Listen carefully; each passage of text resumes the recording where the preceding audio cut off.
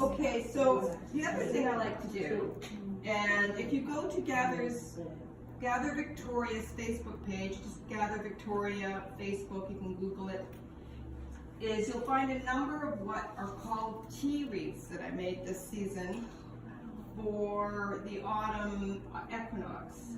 And this one doesn't really look like much anymore, but it was this lush, vibrant, beautiful wreath. There's a picture of it hanging on my front door. And wreaths, of course, have been used since time immemorial for house magic. They were symbols of the seasons, the wheel of the year, of the sun and the moon, and you hung them on your front door to attract prosperity and to protect evil away. That's what wreaths were traditionally used for. So when you combine that again with herbs that have protective qualities or magical qualities or attractive qualities, you can see how you can begin to do a little, what I call magical household or house magic. And so this is a Venusian tea wreath. Remember I was saying, so you can hang it on your front door, and then you can take it, like when it's like this, I'm not going to do it right now because I pre-made it, but you just crumble it right off into your teapot. Pretty easy, right? You can even make little tiny ones. So this is a little marjoram tea wreath, and you can also use these for soup. So you can, and they're not hard. I didn't use a wreath like a wire. I just bent the whole herb around in a circle and then just twined the other herbs in and out. It's the same with this one.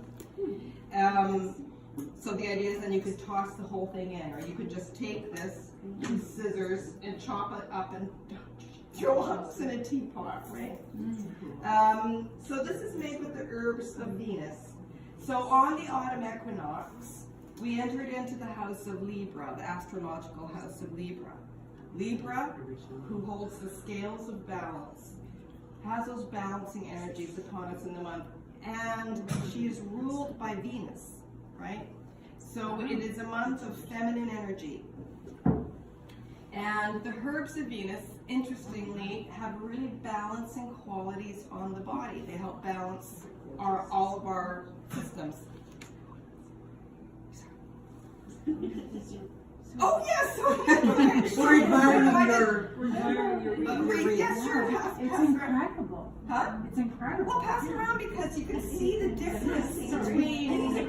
I know. I didn't. I just wanted you to do what you were doing, so I didn't. So you wouldn't miss a precious word in my life. So you can see from the phone what this wreath, or this is the same wreath, right? So it's quite a big difference.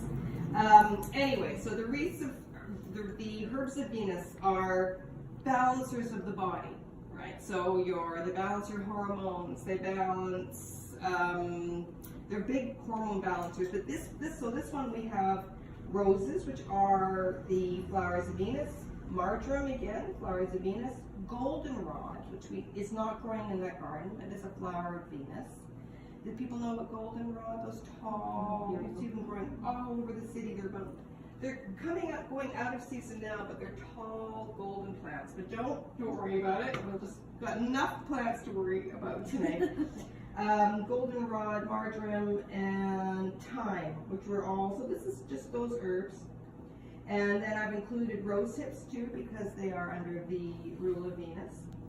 And so Venusian herbs, aside from balancing all the, and having all of its medicinal components, again, attract what you love into your life. They magically are supposed to increase your powers of attraction, your enchantment, your enchanting abilities, to bring love to you, to bring what you love into your life, all these things. So this is why I like to hang this Venusian